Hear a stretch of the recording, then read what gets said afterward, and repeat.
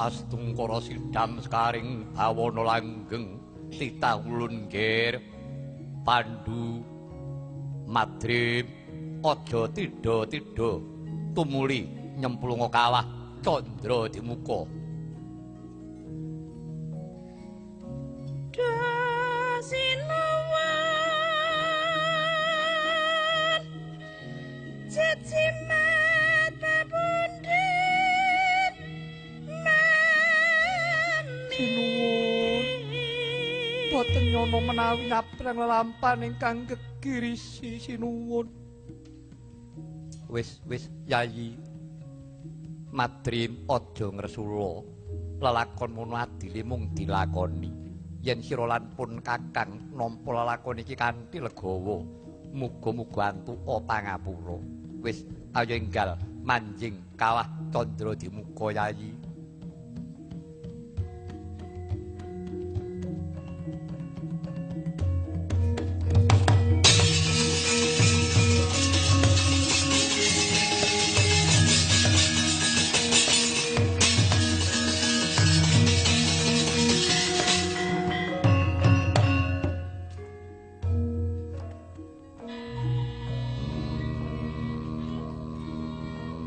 Bapa Pandhu Prabu Madrim apa dosa kaluputanmu dewaku banjuten aku laruten pedah apa aku urip yen to bakal nyandang lelakon tanpa beda kaya Bapa Pandhu.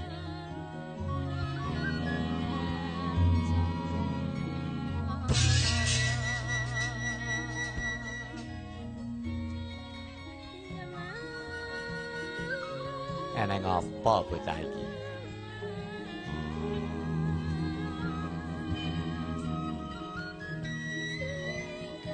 Dewa.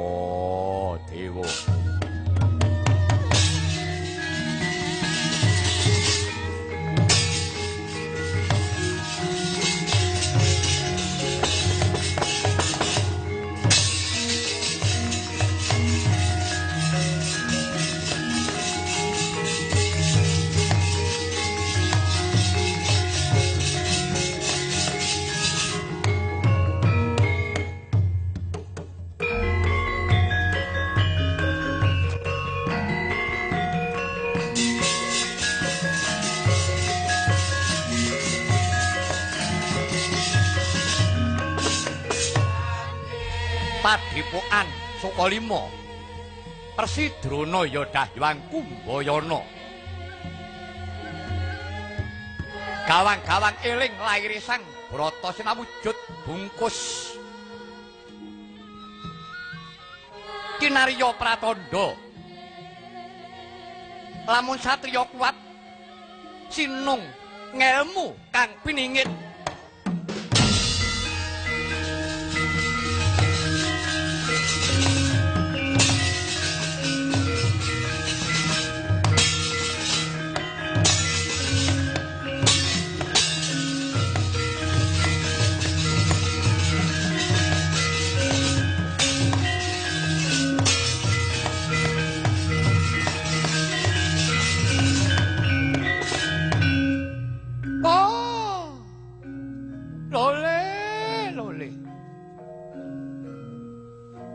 muga-muga ora kleru ciptaku, Ngger.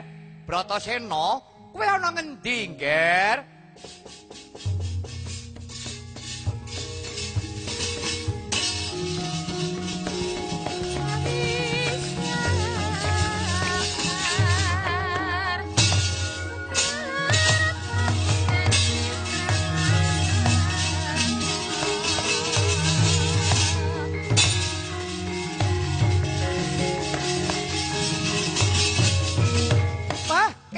Kene Ngger, kene Bratasena. Wah, kowe tak goleki Bratasena.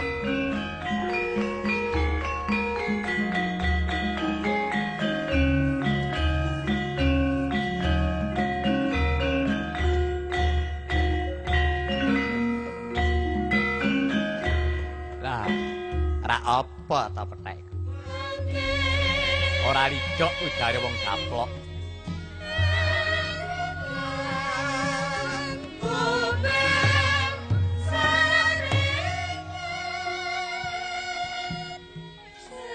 Bratasena, anakku wong bagus. Eneng apa Bratasena kok beda temen kelawan padatan Bratasena? Yen to pancen kowe duweni gegayuhan apa mara gage? Prasajakna. Bapak Guru. Apa kira-kira aku bakal bisa kasembadan yen to darbe gegayuhan? Kabeh gumantung ana niate. Ngono? Mengkono Bapak. Ya, Nger.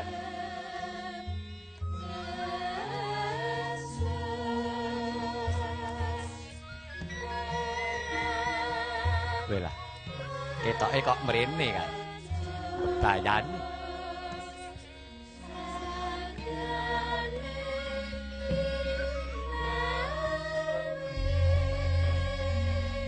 Nek ora umpetan konangan malah blai awakku ki ngono.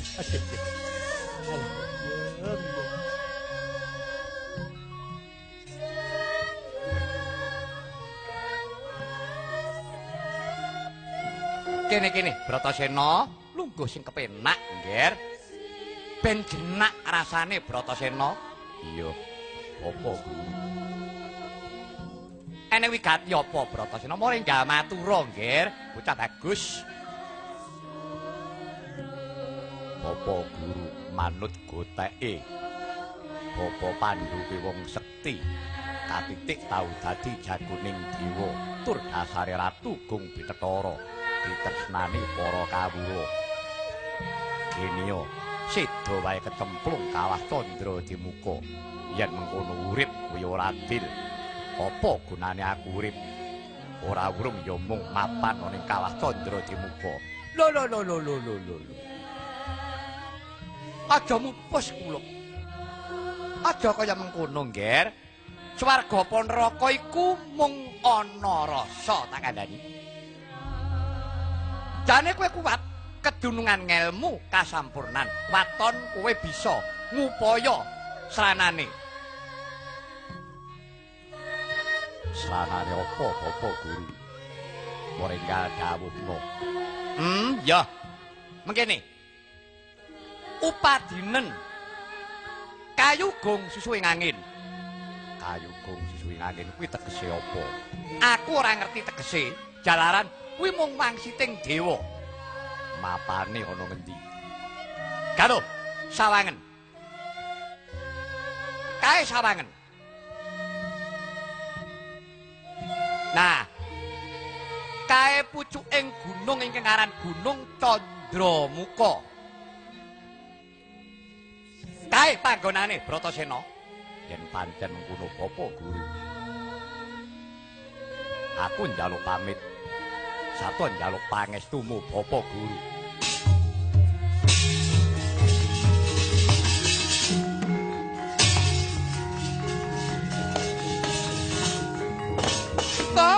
Dalah. Yo kanthi sentosaning atimu Bratasena, muga-muga kelakon penjangkamu, Nger. Bratasena.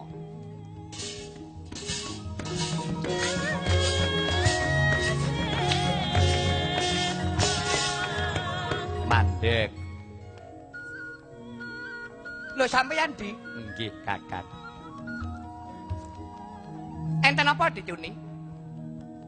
Ora sah selak, ora sah kumbi. Ketok sampeyan bancindhe mban siladan. Tresna karo Pandhawa utamane Bratasena. Panjenengan rak sampun nampi dawuhipun ingkang sinuwun Prabu Duryudana kapurih ngloropaken Bratasena. Ning napa buktine? Lho, yen pancen sampeyan niku ngerti, niku ora pun kula loroke. Bratasena kula dawuh munggah pucuking Gunung Candramuka golek kayu gong susuing angin. Mongko niku mboten genah, niku mboten cetha kuwi apa? Mongko mriku papan gawat kliwat angker tur wingit. Oh, dadi cethane niku wau pun panjenengan loropaken. Kula loropaken, ngaten. Nah nek ngoten Bratasena bakale mati. Lah niku dereng karuan. Lho. Piye kuwi? Tek urung karuan niku pripun? Lho lha nggih ngaten. Perkara kadawan ngloroke pun kula tindake. Ning matine Bratasena dudu tanggung jawab kula. Tanggung jawabe mriko. Ngaten. Kula kok malah bingung to kula niku. Nampa ngendika sampeyan. Lah nggih mesti bingung. Oh sampeyan ora tau mikir bab perkara rasa. Sing dipikir mung kadonyan bondo donya sing akeh. Nah, bareng saya tuwa dadi pikun, bingung. Ah, bel gedes. Perkara niku urusan kula sing baku, kula ajeng nututi Bratasena kula buktekke lelakon iki. Monggo mawon, monggo dicuni. Ning samat sinamadan, kebak ing pengati-ati nyuwun pamit Kakang.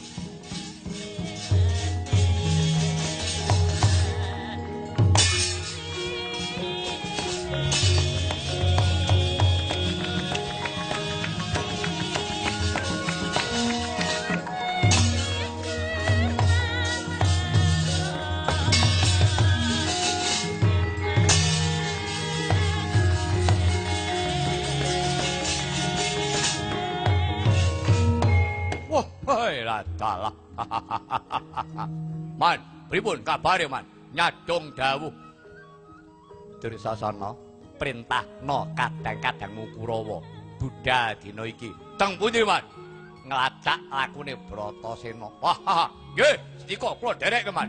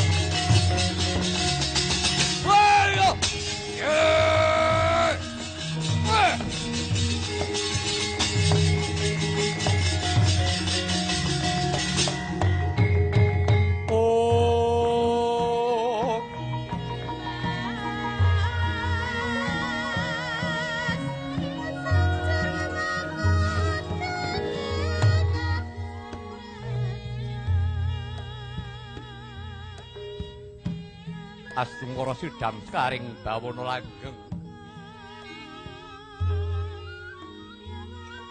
Banget panarima ulun. Bratasena anggonira suka pitulung mrih purwating panandhang ulun sakloron. Wah, aku durung tanggap apa sing mbok karepake. Kulup Ruhanira yaksa loro badar jeneng ulun sakloron mangkono mau mujudake pasemon tumindak ala bisa sinirep awit saka tulusing panembah mantenging pangesti kang tumuju marang kabecikan. Bratasena minangka tandha panarima sira ulun paringi tetenger wujuding sesupe yo ali-ali ingkang aran Sesotya Mustika Manik Tandrama. Maradyaki agemen nggih.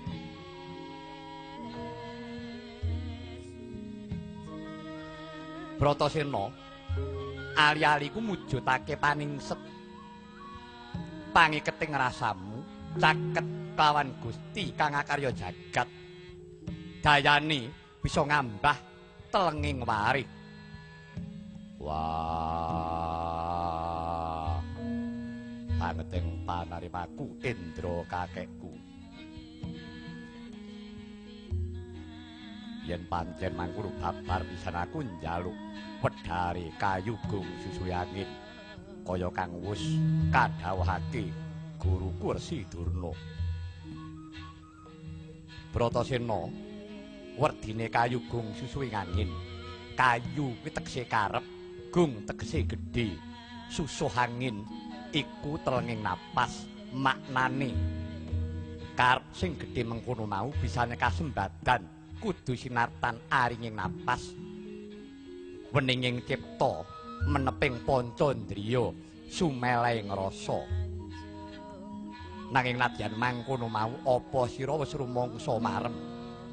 Wah, durung bapa. Yen mung kaya mangkono aku durung rumangsa marem. Lah, Bratasena, yen mangkono sira baliya takono marang gurumu, karana iku dudu kewajiban ulun sakloron. Yen mangkono aku daya-daya njaluk pangestumu.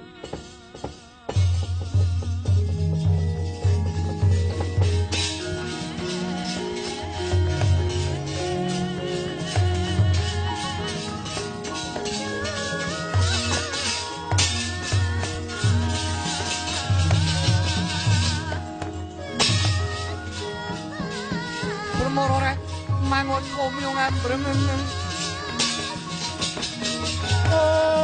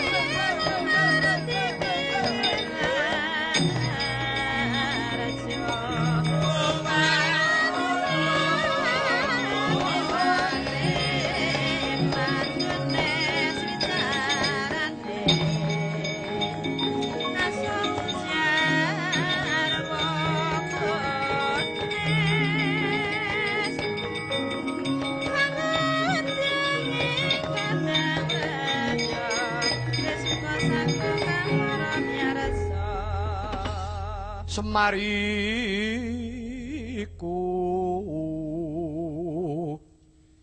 pamanging satriya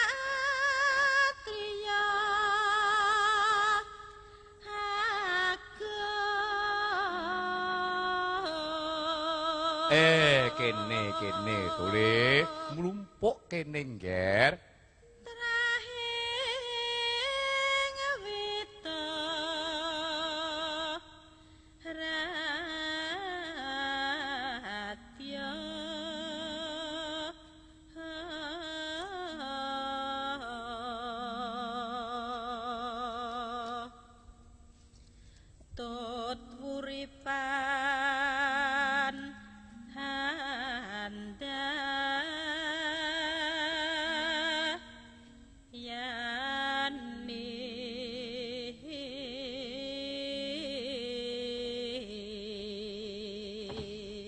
Datan kebran datan kebran saliring ren sanes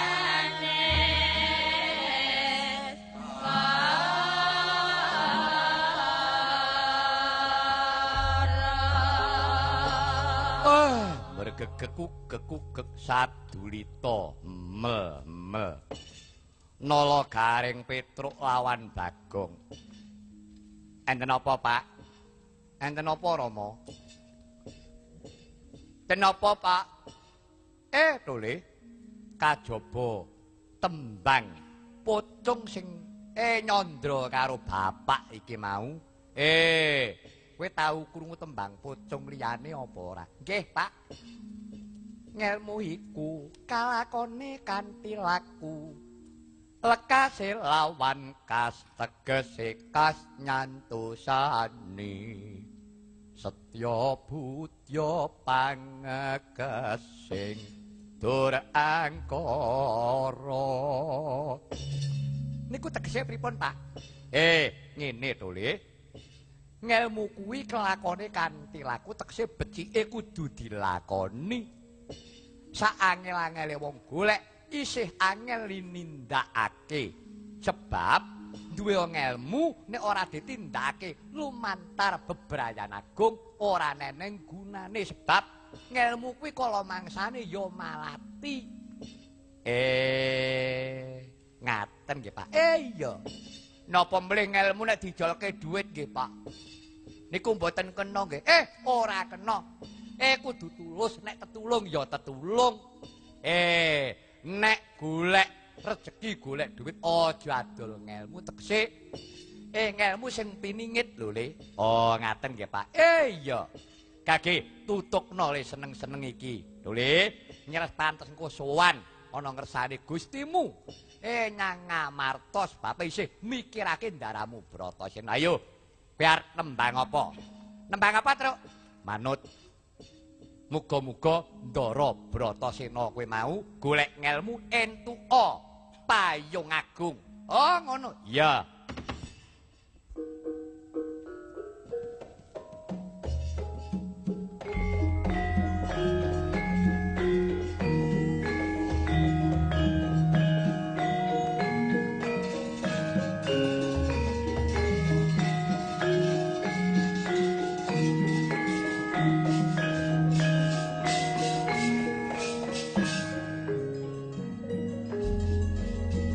Mekar jembar payung agung iku apa payung rezeki ngaten lan anak bermanfaat sapa tekun minasti bakal tekan antuk tekan kuku hati aku cekak titik kan Allah ketulung kan Allah putih seno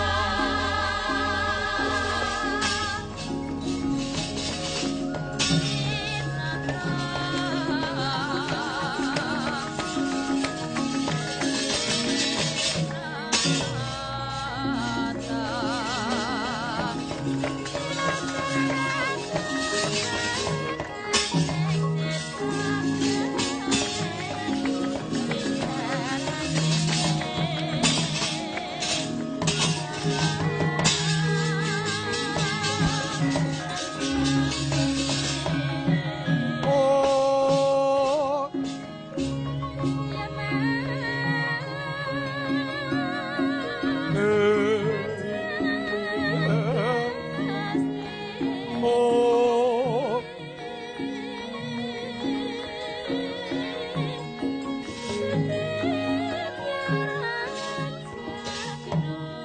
oh, Lole putraku ngger Bratasena. Piye-piye kabare?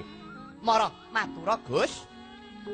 Wah, pangestumu Bapa wis ketemu kayugung susuing angin tandane aku ketemu Dewa Bapa Bayu lan Kakendra keparaku diparingi sesupe arane Sotya Mustika Manik Candrama. Aduh anakku ngger, anakku. Syukur. Bapa daya-daya ing kanule Wedharna ngelmu kasampurnan kuwi karepe kepiye Bapa? Ya, kula. Nanging isih ana prabot-prabot sing kudu mbok tetepi. Upayanen ingkang aran Tirta Pawitra mapane ana tenenging samudra Minangkabu.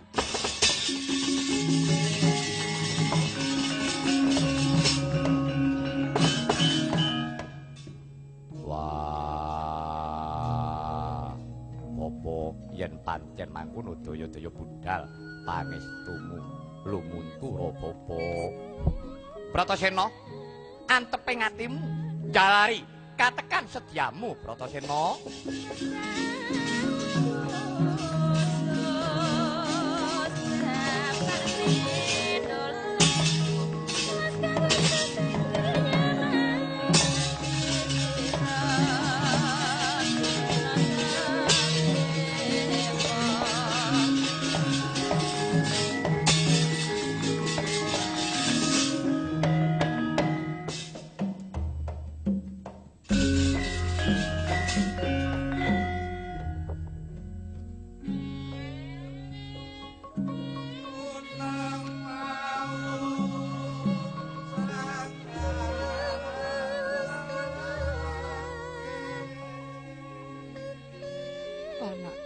Anakku bocah bagus Bratasena, aja banget anggonmu kasengsem ngelmu lan maneh Durna iku dudu guru ngelmu nanging gurune wong perang Bratasena. Babu Kunti yen ora kleru sing paring piwulang kon bekti karo guru Rakya Babu Kunti ya kene saiki kowe mambengi. Aku iman kelangan kowe Bratasena. Wong iman kuwi ora kudu mambengi. Wis Babu Kunti rilakno. Yen pancen aku kudu mati, aku dudu duwekmu nanging kagunganing Gusti. Wis aku budal Babu Kunti.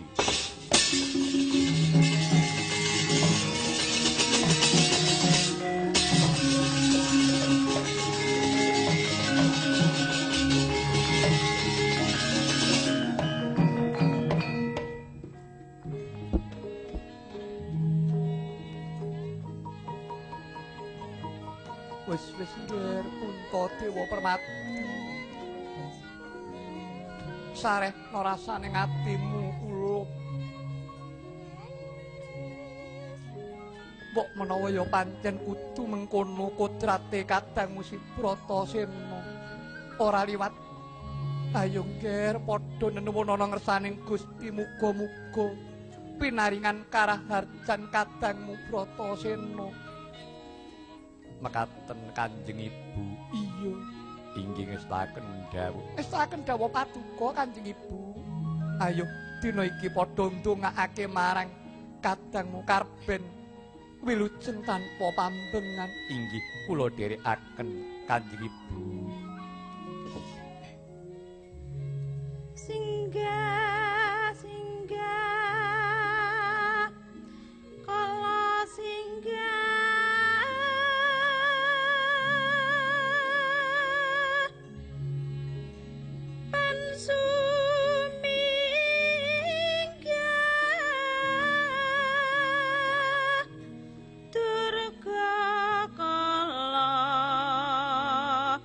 sumingkir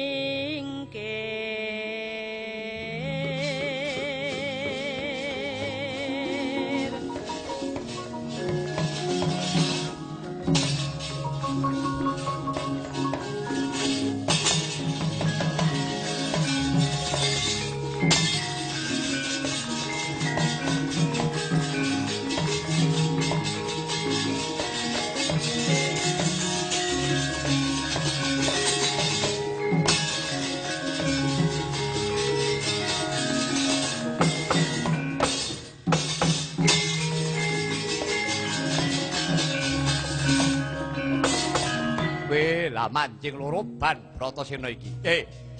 Kadang Bayu, Kakang Mainaka, Jajak Werka Gajah, Setu Bondo dipambengi Bratasena iki.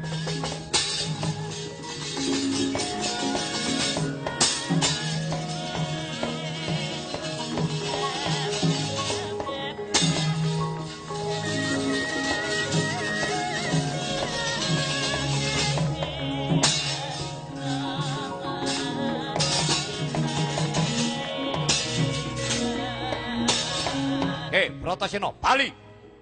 Patut. Bali, patut bali, kudu bali ah.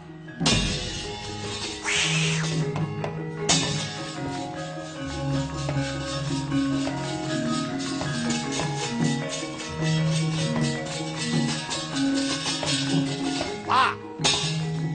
Woi. Pak.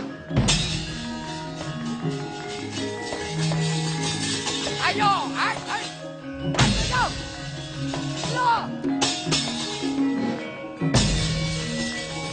Ai, bu. Woi ya. Woi. Ah. Woi, woi, woi. Wah.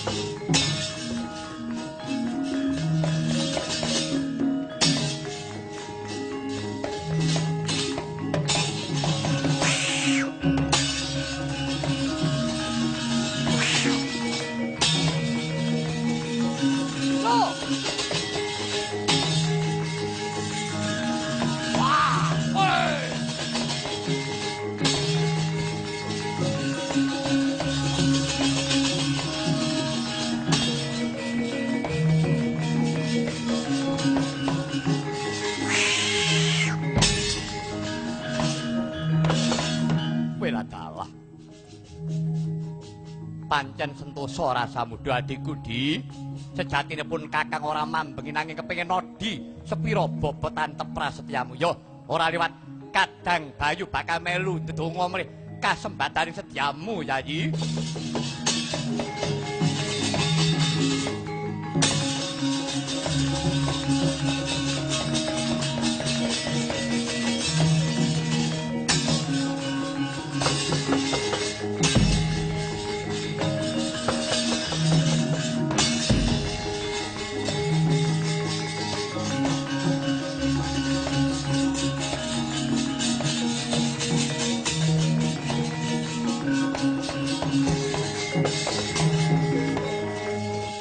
Cancut kumrekut manjing samudra tulya drengwi raganya banyu tumaput enten melekangkanira sumingep nampeki mikir sangga kang waris jegrek yayah tugu Sinukarta sang Bratasena mulat tebaning Jaladri nglangutan pepagut ombak mulung mumbul sak gunung-gunungan empuh pareng gumuruh swarane dasar mendung tumiyung ngalingi soroting surya sinatan kilat tatit cumalorot sinusul swara bledhek jumedher akarya mirising penggalih eling-eling sang sina maksih sinandangan badar wadak pramila sak pandurat kraos miris ing penggalih sigra pinuntu puntaning tekad dene ora ngesti dawuhing guru Risaksana jroning mangke tancut Tariwanda manjing samudra nadyan sirna netepi Janma Utama Bratasena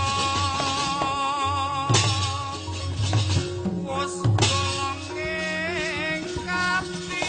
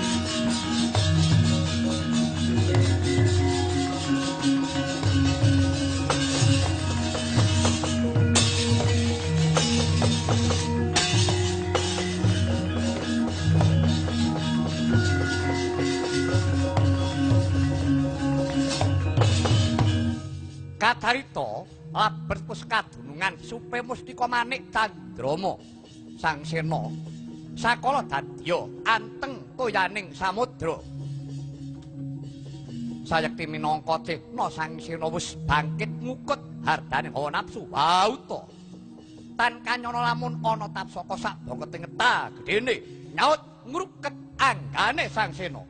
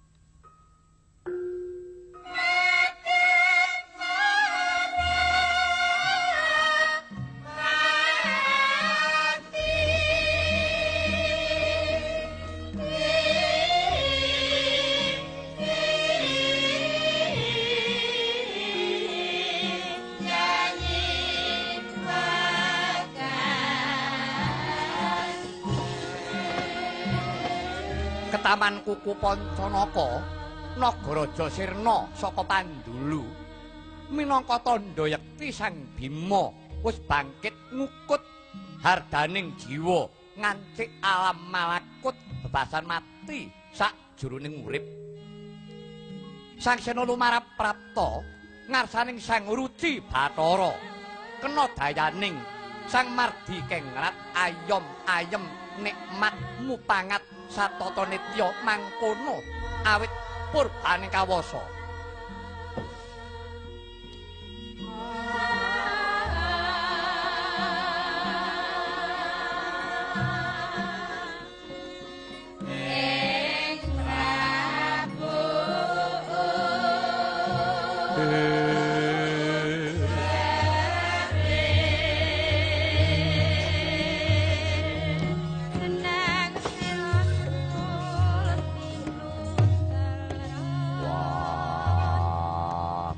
Samudrana bocah bajang mimba warna kowe sapa? Ingsun Dewa Ruci. Bratasena sira manjing samudrana wigati apa? Wah, ngupaya tirta pawitra. Bratasena, tirta pawitra iku banyu suci kang dumunung ing atimu dhewe. Atimu kang suci wis nora kabanda ing hawa nafsu dene wujute ya ingsun Dewa Ruci sayekti ya jati dirimu pribadi. Wah, lire kepriye?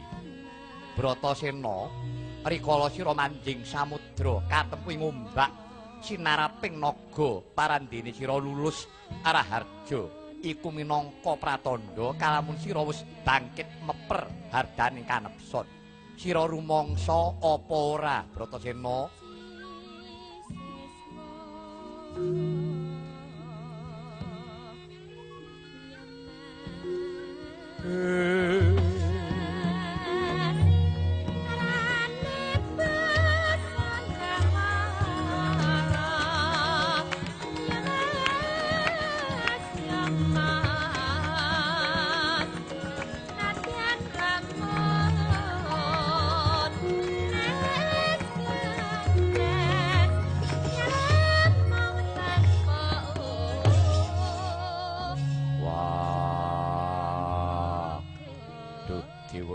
Dewaning sun babar pisan mugi kababarna pundhita margining kasampurnan sarta kabagyaning agesang menika. Iya, Sirna, ingsun turuti manjinga guwa garbaning sun. Yen sira madhep mantep, muga-muga Gusti angijabahi. Sang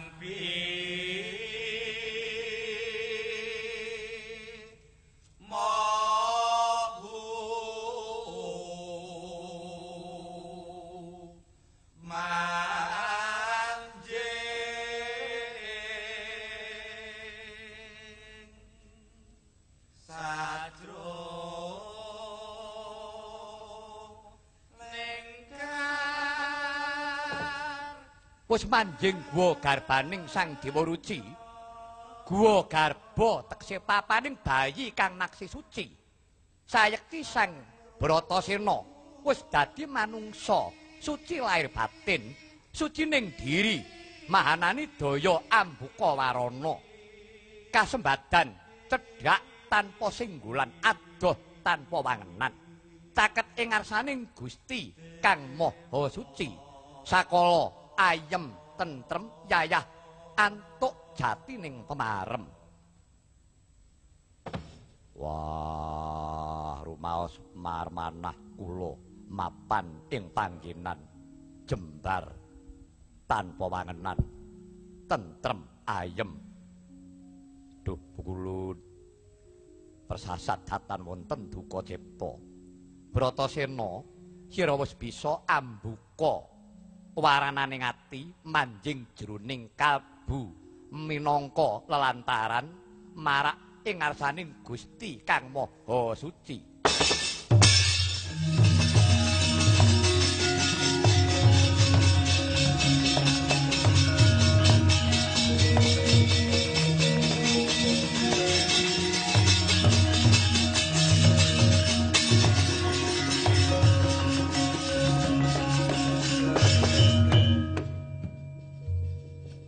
Bratasena aja kaget.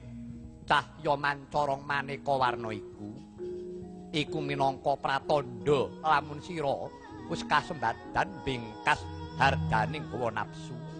Lumantar laku sembah raga, sembah cipta, sembah rasa lan sembah jiwa. Wah, bingah manah kula.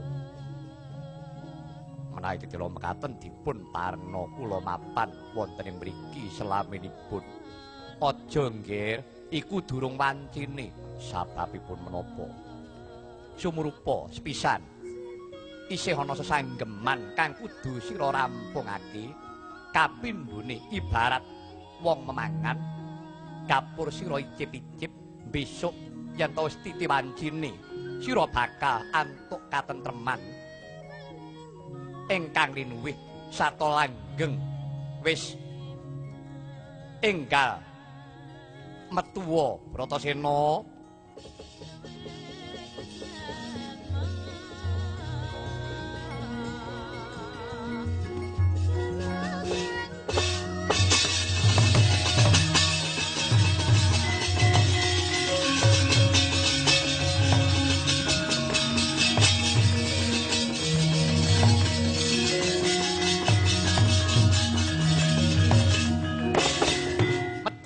saking wa garbaning Sang Dewa Ruci.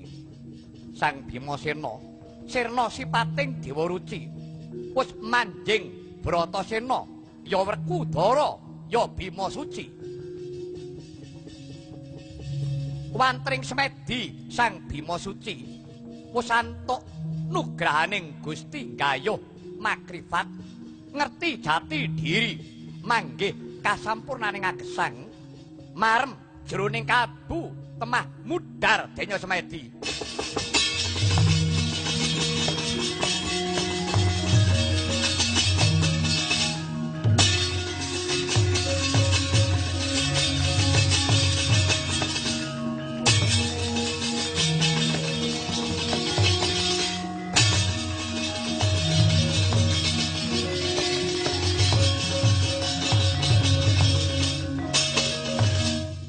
Apa Ger?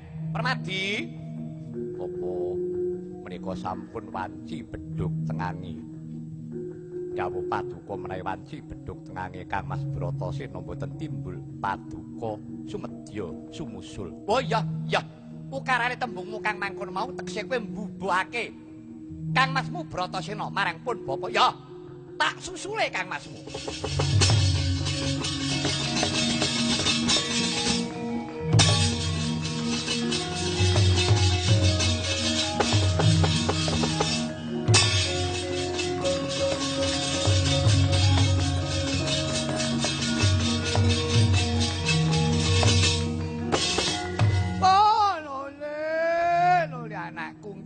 Bratasena lair terus sing batin kejaba mung kowe putra siswaku Bratasena nadyan cilik lara gedhe temekaning pati pun bapa bakal mbelani kan.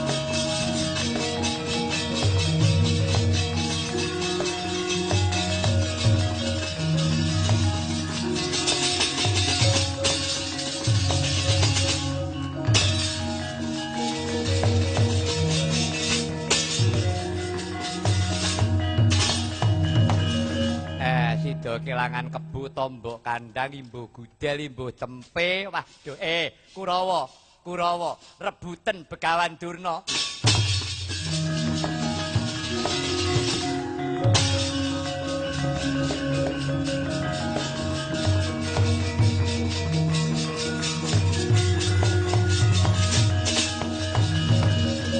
Parat Anomani ya Kartoman Warpopo tak jaluk Begawan Durna nyoh tampanono.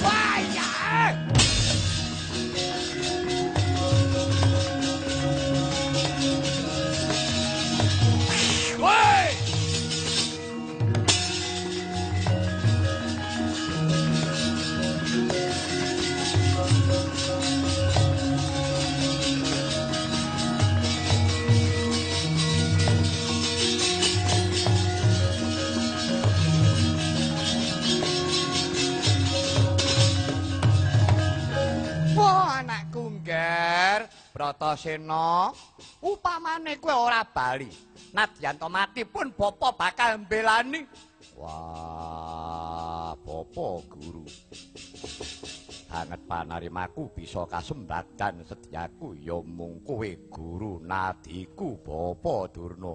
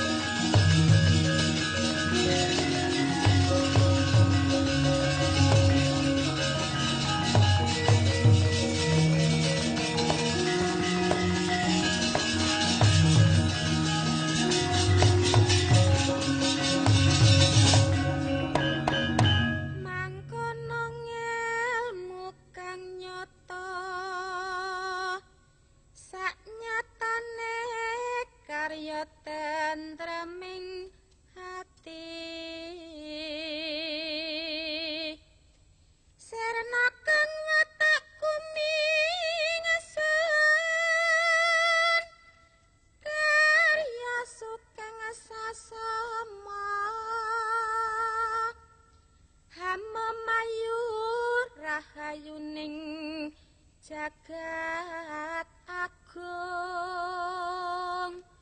linambaran asih tresno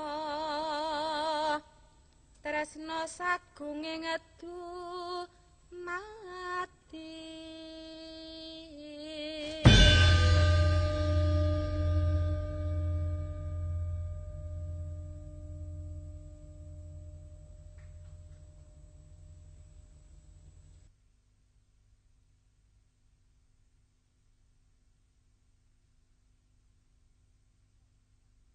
Dados, monggo Mas.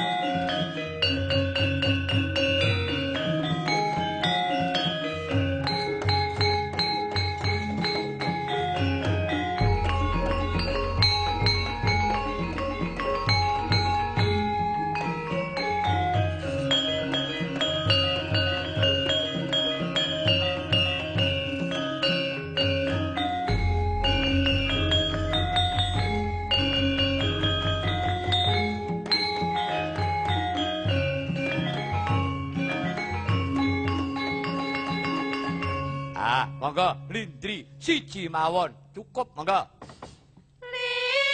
Lindri adan telung ati lahune padha tarik ati tutul manet-net ati emplok-plok amak telem pancak kulit singkring aduh yayi sendal pancing aduh dan